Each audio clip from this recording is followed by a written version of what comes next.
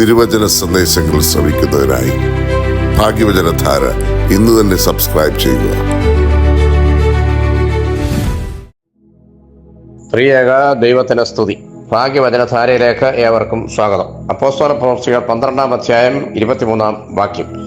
അവൻ ദൈവത്തിന് മഹത്വം കൊടുക്കായികയാൽ ദൈവത്തിന്റെ ദൂതൻ അവനെ അടിച്ചു, അവൻ കൃമിക്ക് ഇരയായി പ്രാണനെ വിട്ടു. വളരെ ശ്രദ്ധേയവും മനുഷ്യ മനസാക്ഷിയെ ഇരുത്തി ചിന്തിപ്പിക്കുന്നതുമായ ഒരു വേദവാക്യമാണിത്.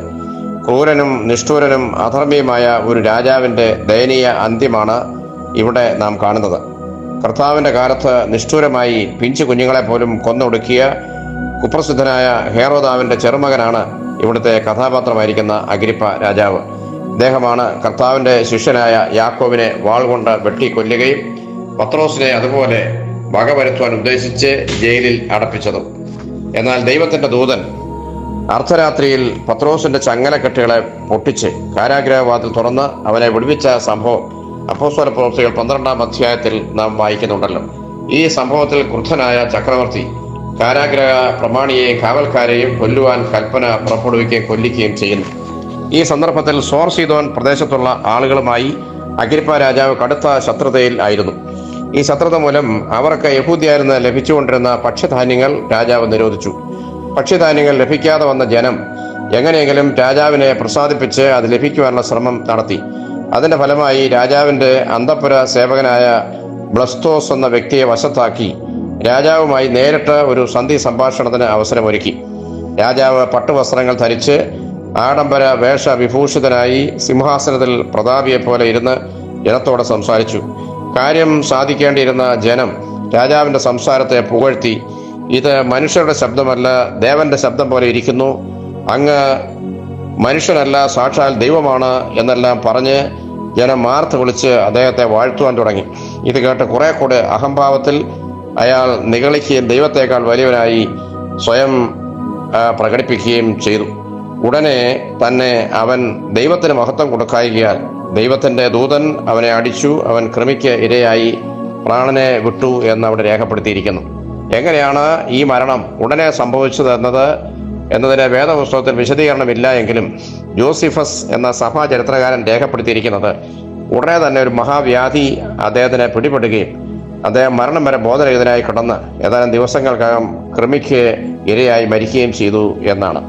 ക്രൂരനും അധാർമികനും ഏകാധിപതിയുമായ ഒരു ദുഷ്ടന്റെ അന്ത്യവും അതിനിടയാക്കിയ സാഹചര്യവുമാണ് ഈ സംഭവത്തിലെ പ്രധാന സന്ദേശം. കർത്താവിന്റെ ദൂതൻ അവനെ അടിച്ചു എന്നാണല്ലോ ആ ഭാഗത്ത് രേഖപ്പെടുത്തിയിരിക്കുന്നത്. ദീർഘമായി ക്ഷമിക്കുന്ന ദൈവത്തിൽ നിന്ന് അടി വാങ്ങണമെങ്കിൽ എത്രമാത്രം ക്രൂരവും നിന്ദ്യവും ഹീനവുമായിരുന്നിരിക്കണം അയാളുടെ പ്രവൃത്തികളെന്ന് ഊഹിക്കാവുന്നതേ ഉള്ളൂ. ദുഷ്ടൻ പ്രബലനായിരിക്കുന്നതും സ്വദേശികമായ പച്ചവൃക്ഷം പോലെ തഴയ്ക്കുന്നതും ഞാൻ കണ്ടിട്ടുണ്ട്. പക്ഷെ പിന്നെ അതിലെ പോയപ്പോൾ അവൻ ഇല്ല, ഞാൻ അന്വേഷിച്ചു, അവനെ കണ്ടതുമില്ല എന്ന് 37-ാം സങ്കീർത്തനം 35-36 വാക്യങ്ങളിൽ നാം വായിക്കുന്നുണ്ടല്ലോ. ദുഷ്ടൻ അവന്റെ ദുഷ്ടതയിൽ തഴച്ച് വളർന്നേക്കാം, പക്ഷെ അത് കണ്ട് ദൈവത്തിന്റെ നീതിയെക്കുറിച്ച് നാം സംശയിക്കരുത്. ദുഷ്ടന് ലഭിക്കുന്ന അവസരങ്ങളിൽ അവൻ മനം തിരിയുന്നില്ല എങ്കിൽ അവൻ തന്റെ ദുഷ്ടതയോടുകൂടെ നിത്യമായി നശിക്കുകയാണ്.